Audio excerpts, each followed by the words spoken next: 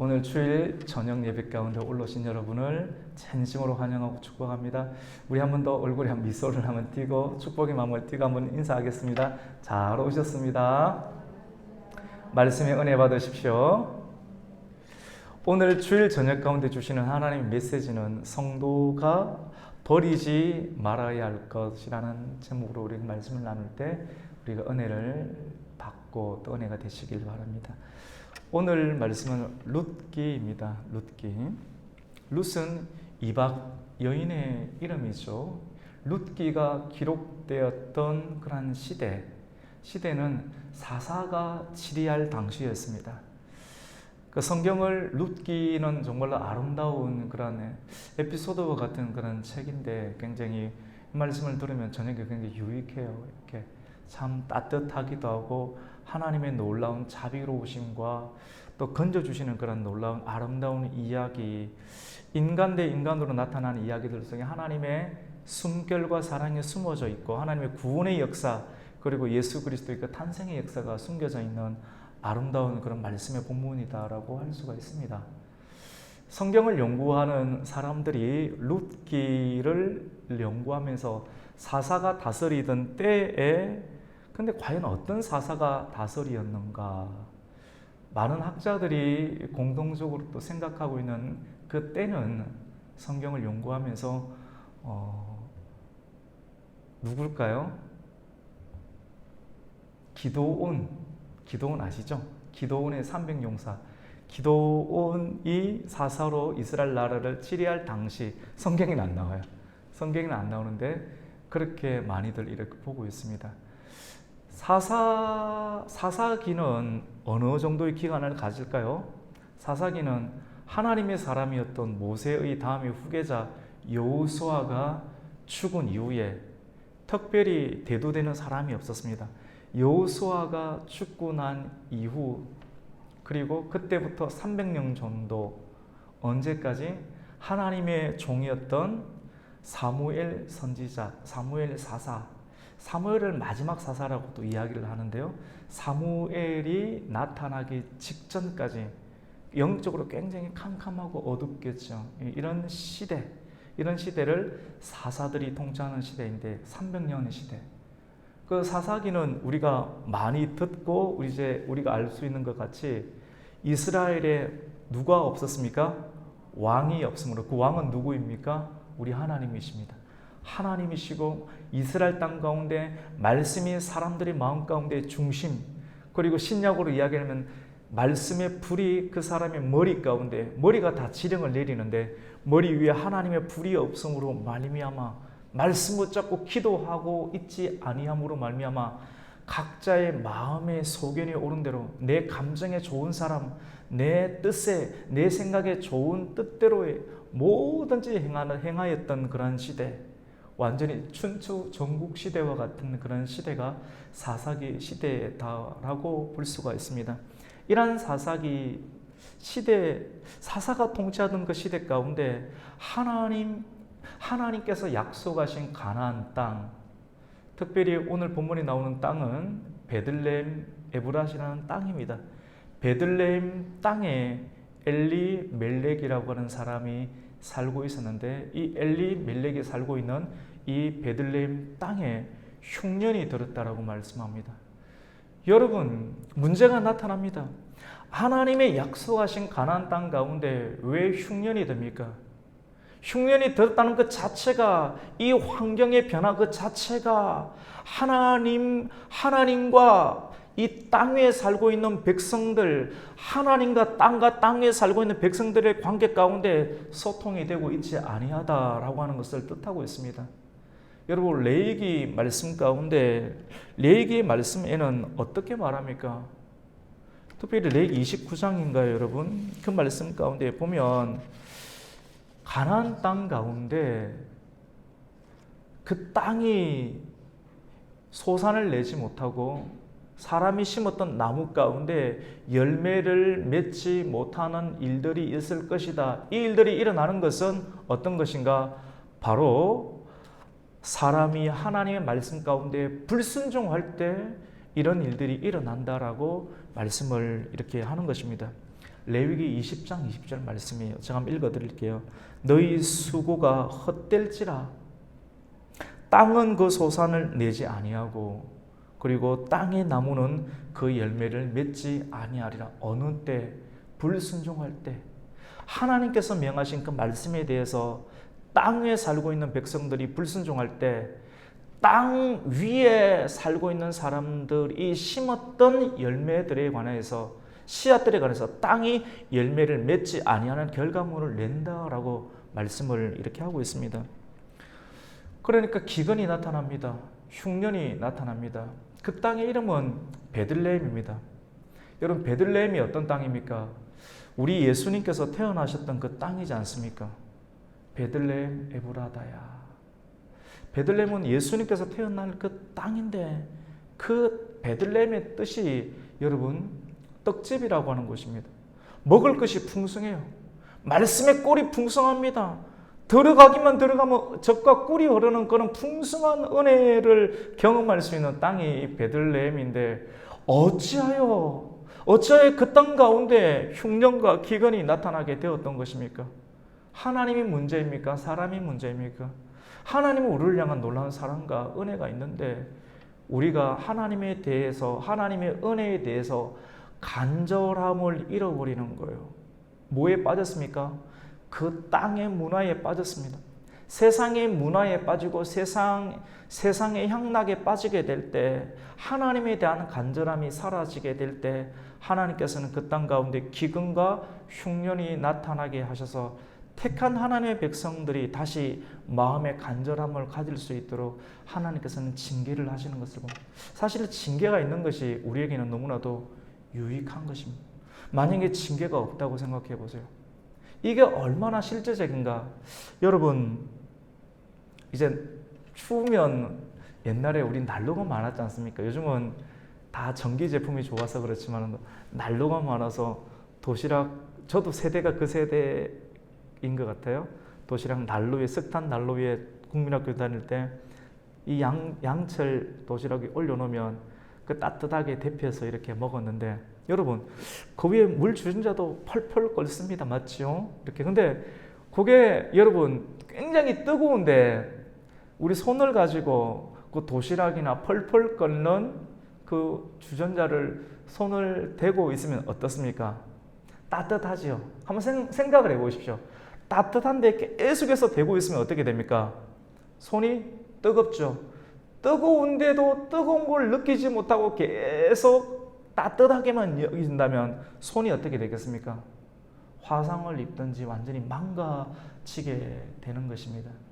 징계를 통한 고통을 느끼는 것은 더 이것을 가까이 하면 손이 망가진다, 몸이 망치게 된다라고 하는 하나님의 사랑, 그 사랑이 우리를 보호하기 위해서 징계적 차원으로 더 손대지 말고 떨어져야 돼 라고 하는 신경적인 아픔과 세포적 전달을 통해서 하나님께서 우리를 보호하시고 우리를 사랑하시는 하나님의 섭리가 있다라고 하는 것이죠. 그래서 그 징계가 없다고 하면 그건 사생아라고 하는 하나님 말씀이 우리에게는 너무나도 와닿습니다. 하나님의 땅 가운데서 하나님 백성들이 불순종하고 간절함이 사라지게 될 때 그 땅 가운데 하나님께서 계속 풍년을 주신다라고 하면 우리에게 이 복음이 여기까지 미치게 되었겠습니까? 그렇지 아니하죠. 그렇습니다. 오늘 말씀은 성도가 옛날에 베들레헴에 살던 성도이든지 오늘날에 베들레헴의 구주로 나신 예수 그리스도를 믿고 있는 오늘날의 우리 성도이든지 성도가 반드시 버리지 말아야 될 것, 엘리멜렉의 가정을 통해서 우리에게 주시는 놀라운 교훈이 있습니다. 엘리멜렉의 이름이 뭡니까? 성경에서 엘이라고 하는 것은 하나님이라는 뜻이죠. 엘이란 말은 소유격입니다. 나의 하나님, 나의 하나님. 예수님께서 엘리 사박다니 이렇게 나의 하나님 주여 왜 나를 버리셨나이까? 엘리야.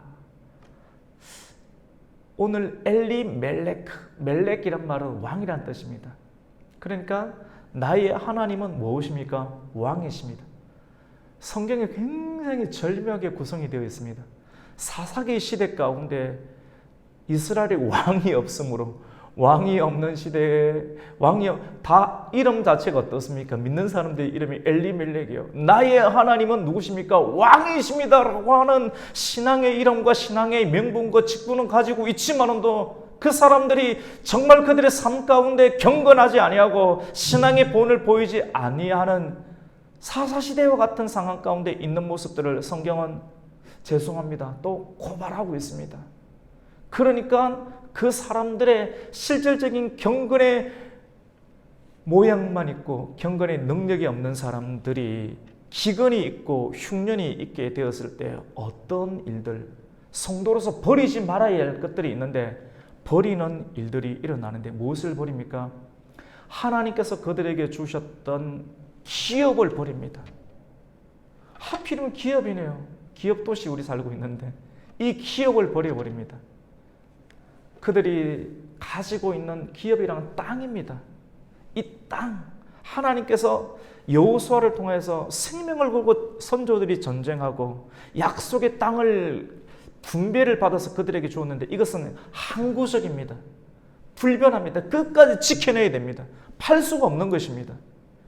반드시 이 땅에서 살아야 됩니다. 어렵고 힘들어 지켜내야 되는 것입니다. 그런데 이것을 기근의 문제, 경제적인 어려운 문제가 생긴다 하여서 가차없이 그 부동산을 어떻게 합니까? 정리하고 현금화시켜서 그 땅을 떠나버리고 이 땅에 영향력이 미치지 아니하는 다른 신을 섬기는 모압 땅, 이스라엘의 총에 들어올 수 없다고 선언하였던 그 모압 땅으로 이민을 가게 됩니다. 누가? 나의 하나님은 왕이십니다라고 고백하는 신앙의 가문의 모습. 그 시대 이스라엘, 기드온이 다스리고 있는 그 사사의 시대 가운데 하나님의 교회의 성도들의 보편적인 영적인 수준의 모습들을 여과 없이 고발하고 있는 그러한 장이 이 룻기의 말씀이다라고 볼 수가 있습니다. 여러분, 이름대로 살지 못하는 거예요. 정체성이 없는 겁니다. 자기 정체성을 잃어버린 사람은 신앙과는 상관이 없습니다. 자기 이름 지켜야 되죠. 성도가 버리지 말아야 될 건 이름값입니다. 내 이름값 해야 되는데 이름값을 버려버립니다. 신앙을 버려버립니다. 자기의 기업을 버려버리고 그것을 팔아서 에서처럼 현금화시키고 돈으로 만들어서 하나님의 영향력이 미치지 않는다고 여기는 모압 땅으로, 거기는 하나님의 은혜가 미치지, 하나님의 영향력이 미치지 않습니까? 거기 가면 또 다른 신이 그 나라를 지키고 다스린다라고 생각하는 겁니다. 얼마나 신앙이 땅바닥에 떨어져 있습니까? 그래서 모든 것을 정리해서 엘리멜렉의 가정은 국경을 넘고 모압 땅으로 이주하게 됩니다. 우리 말씀을 한번 볼까요? 우리 1절 말씀을 한번 읽겠습니다. 시작. 사사들이 치리하던 때에 그 땅에 흉년이 더니라. 유다 베들레헴의 한 사람이 그의 아내와 두 아들을 데리고 모압 지방에 가서 거류하였는데, 거류란 말은 단순하게 잠깐 공부하러 간 것도 아니고 유학 간 것도 아니고 아예 짐 사들고 기업 팔고 정리다 해서 현금화시켜서 그 가서 이민생활 하고 있다는 것을 거류란 말을 쓰고 있습니다. 그 사람의 이름은 누굽니까? 아버지 이름은 엘리멜렉이었고 두 아들이 있었는데 두 아들의 이름은 뭡니까? 말론과 기론이라고 하는 사람입니다. 모압 지방에 들어가서 살았는데, 산다는 말이 표현 나오죠. 1장 2절의 맨 끝에 그들이 모압 지방에 들어가서 거기 살더니, 잠깐 있는 것이 아니라 아예 살았습니다. 근데 여러분, 하나님의 백성이 있어야 될 자리에 있지 아니하고 스스로 떨어져 나와서 내가 그곳에 가면 살 수 있다고 해서 하나님의 부르심과 하나님의 보내심도 없는데도 불구하고 내가 스스로 결정해서 떠나가는 건 자유지만도 하나님의 부르심이 없는 상태에서 이 자유를 사용하게 되면 그건 죽는 겁니다. 오늘 성경은 여과 없이 너무나도 정확하게 자기의 뜻대로 하나님의 기업, 하나님의 약속을 버려버리고 모압 땅에 들어가 살겠다라고 결단하였던 그 결단이 얼마나 어리석은지를 스스로 보여주는데 그 엘리멜렉은 들어가자마자 그 모압 땅에서 죽게 됩니다. 아버지가 죽었을 때 어머니 나오미는 정신을 차려야 됩니다. 남성이 가정을 잘 못 이끌 때 아내가 정신을 차려야 됩니다. 정신은 하나님을 생각하는 겁니다. 이렇게 하면 안 된다. 우리 가정 큰일 난다. 다시 돌아가야 된다. 다시 회복해야 된다. 복이 있는 땅으로 물질의 문제 때문에 움직이는 것이 아니다. 하나님 말씀을 붙잡아야 된다. 지켜내야 된다. 반드시 지켜야 된다. 사람이 떡으로만 살 것이 아니고 하나님에서 나온 말씀으로 사는 것인데 베들레헴으로 돌아가야 된다라고 어머니가 이야기를 해야 되는데 그냥 계속해서 괜찮아지겠지 생각하면서 10년을 보내고 그 10년 안에 두 아들 말론과 기론을 장가를 보내게 됩니다. 계속 문제가 커지기 시작합니다. 장가를 보내는데 모압 땅의 여인들을 맞이하게 됩니다. 사람들의 실수이고 실패입니다. 하나님을 떠나 하나님의 백성들에게 결혼해야 되는데 큰아들 말료는 오르바라고 하는 여인과 결혼하게 되고 둘째 이 기론은 누구랑 결혼합니까? 룻이라고 하는 여인과 결혼을 하게 됩니다. 그리고 10년 정도를 살게 되자 그 안에 어떤 일들이 일어납니까? 아버지는 이미 죽었고 두 아들이었던 말론과 기론이 한꺼번에 죽게 됩니다. 우리 3절 말씀을 함께 읽겠습니다. 시작. 나오미의 남편 엘리멜렉이 죽고 나오미와 그의 두 아들이 남았으며 그들은 모압 여자 중에서 그들의 아내를 맞이하였는데 하나의 이름은 오르바요 하나의 이름은 루시더라. 그들이 거기에 거주한 지 10년쯤에 말론과 기론 두 사람이 다 죽고 그 여인은 두 아들과 남편의 뒤에 남았더라.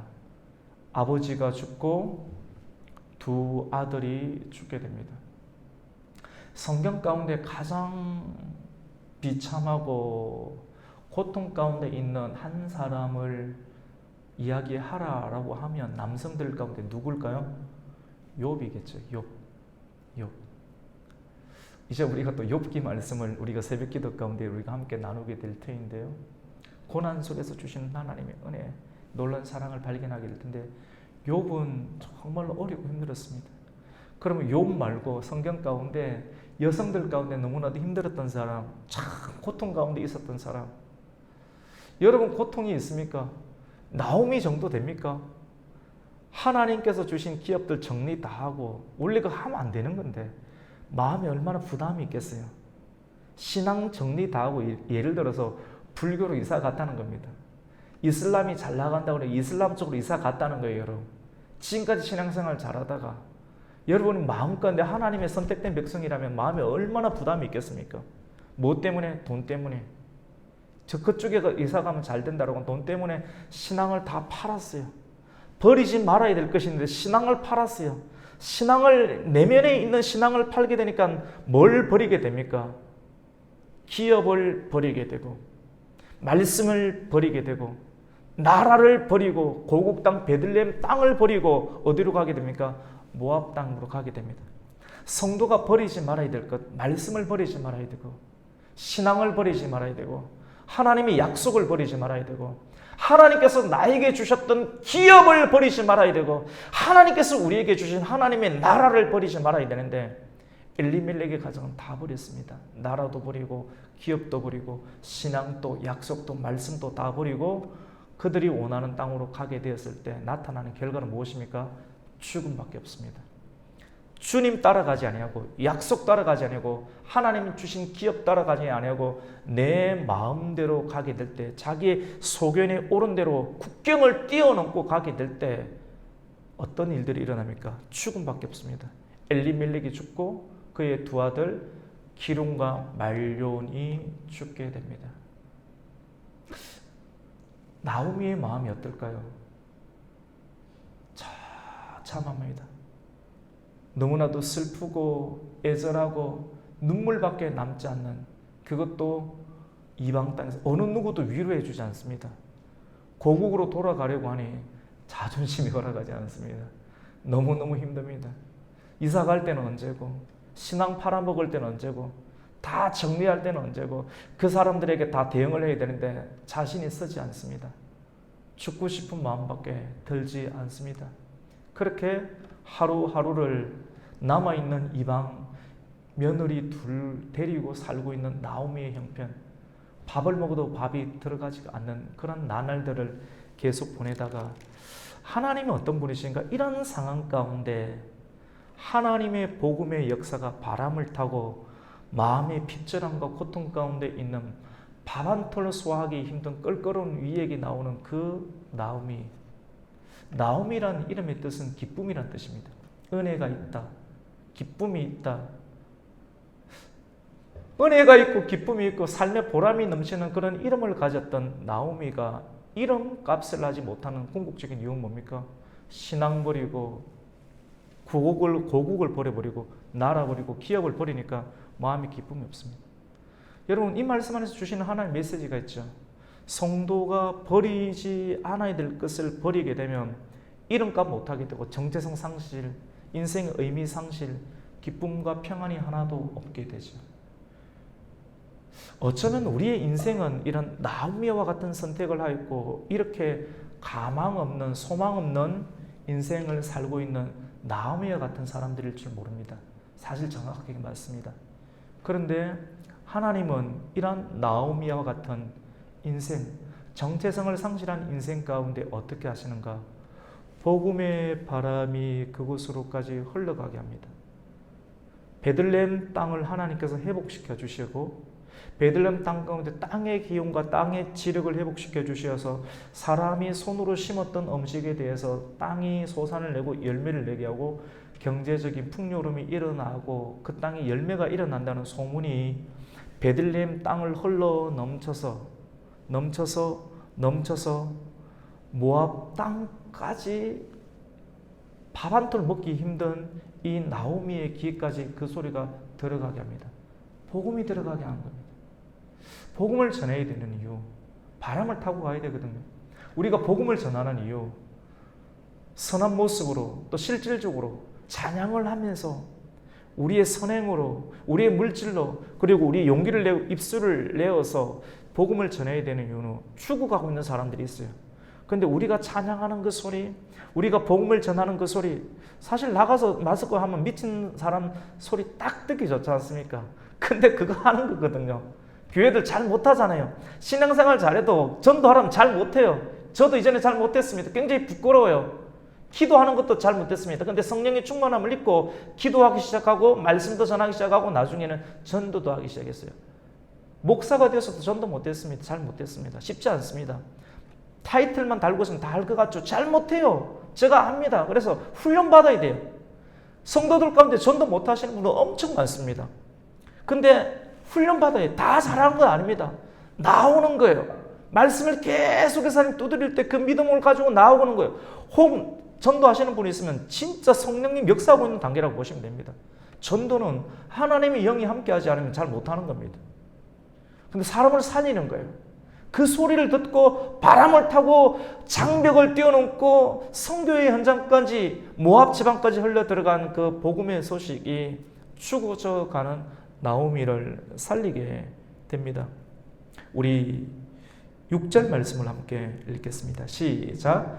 그 여인이 모압 지방에서 여호와께서 자기 백성을 돌보시사 그들에게 양식을 주셨다 함을 듣고 이에 두 며느리와 함께 일어나 모압 지방에서 돌아오려 하여.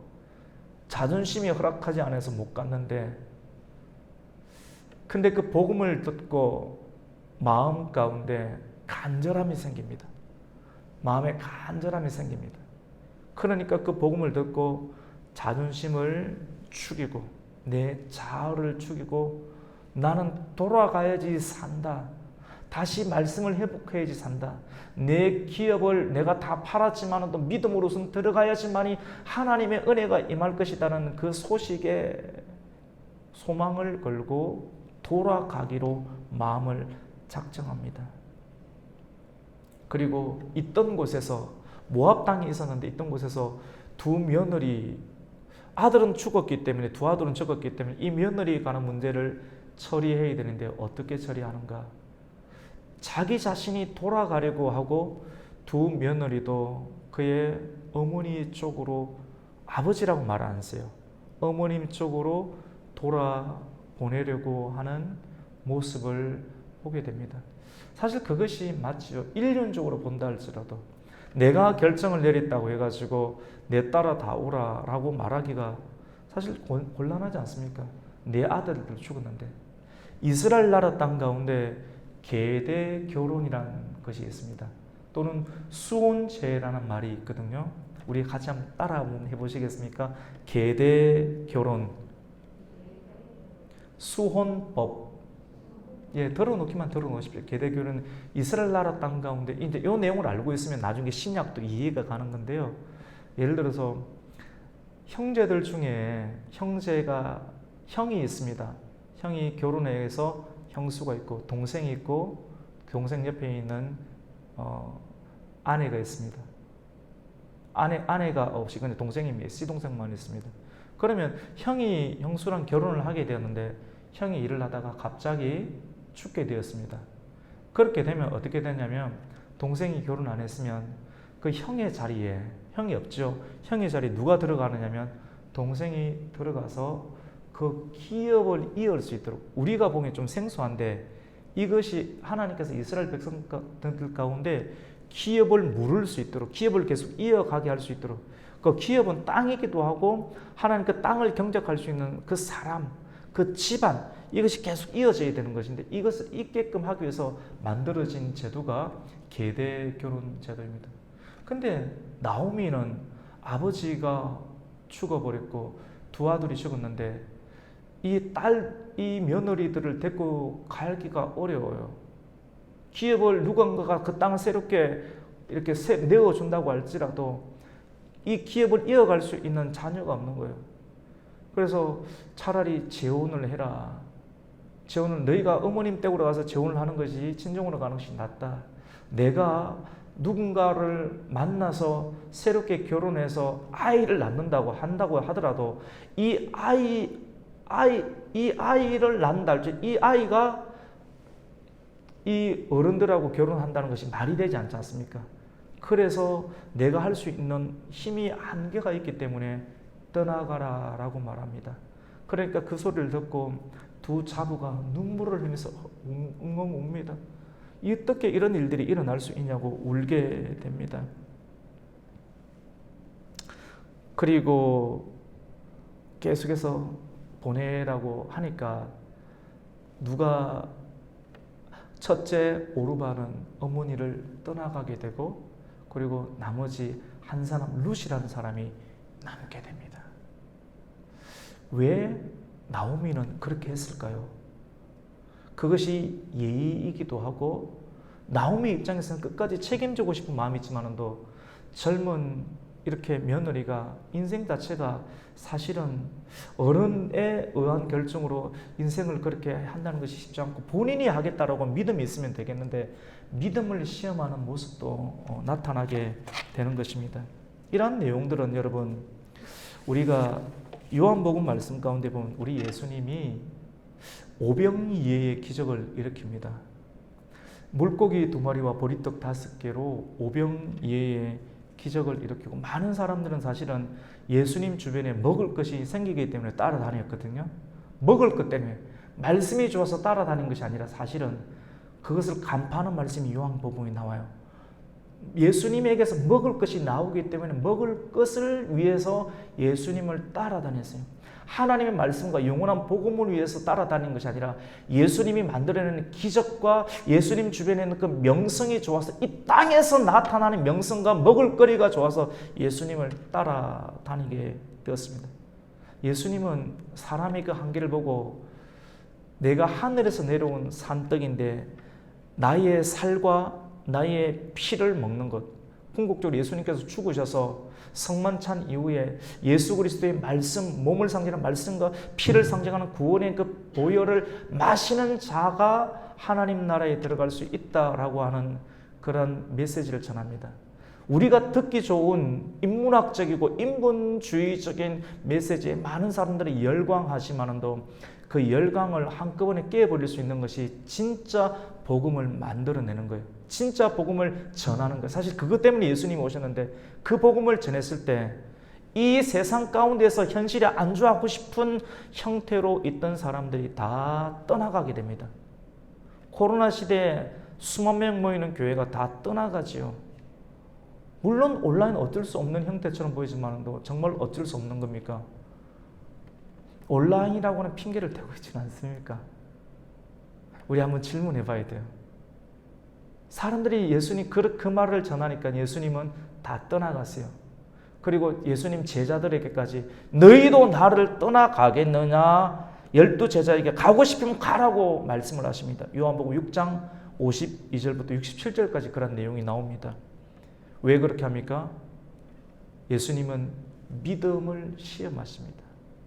나오미가 자기가 한번 징계를 받고 무엇을 붙잡아야 될지를 알게 되니까 자기 새롭게 들어온 며느리에 대해서 믿음을 시험하면서 가라. 근데 끝까지 본인이 남겠다고 하면 근데 그 믿음을 시험한 것은 나오미가 모압 땅에 들어가서 그의 남편이 죽고 두 아들이 죽게 되었을 때 그의 입의 고백에서 가장 첫 번째 나온 고백이 하나님에 대한 이름의 변화입니다. 그의 남편은 엘리멜렉, 누구든지 보편타당한 그냥 하나님, 일반 하나님이었는데 죽고 나서 신앙에 대한 깊은 간절함이 생기게 될 때 하나님에 대한 이름이 여호와 하나님으로 바뀌는 것을 보게 됩니다. 우리 6절 말씀을 한번 읽겠습니다. 시작. 그 여인이 모압 지방에서 여호와께서 자기 백성을 돌보시사. 여호와. 여러분, 여호와, 우리는 그냥 있지만 여호와란 말은 언약의 하나님이라는 뜻입니다. 여호와란 말은 성경에서 창세기 2장부터 나옵니다.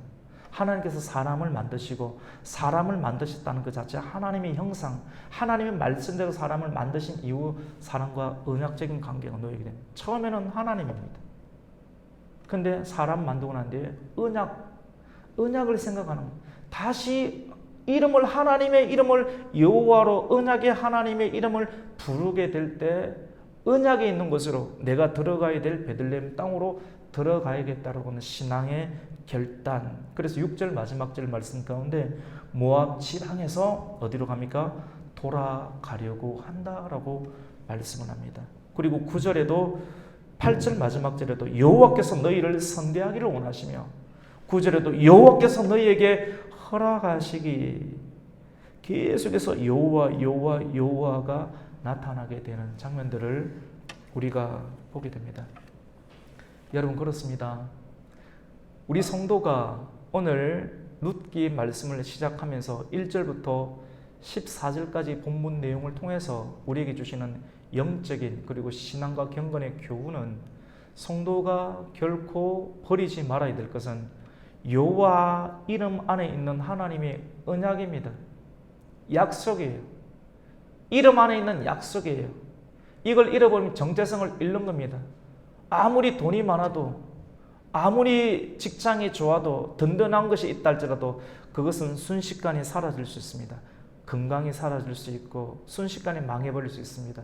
사람이 죽고 사는 것은 하나님 손에 달려 있는데 하나님의 손 안에 있는 하나님의 언약 그리고 하나님의 기업, 하나님의 나라, 하나님의 말씀을 우리는 버리지 말고 이 하나님의 나라와 하나님의 기업과 하나님의 말씀과 하나님의 약속에 대한 간절함을 지속적으로 그리고 변개치 않고 끝까지 중단 없이 유지할 수 있는, 그래서 우리가 하나님께서 주시는 그런 평강과 행복을 잃지 않는 시냇가에 뿌리를 내리는 하나님 나라의 행복을 경험할 수 있는 저와 여러분의 인생이 계속 펼쳐지시기를 예수님의 이름으로 축원합니다. 아멘. 하나님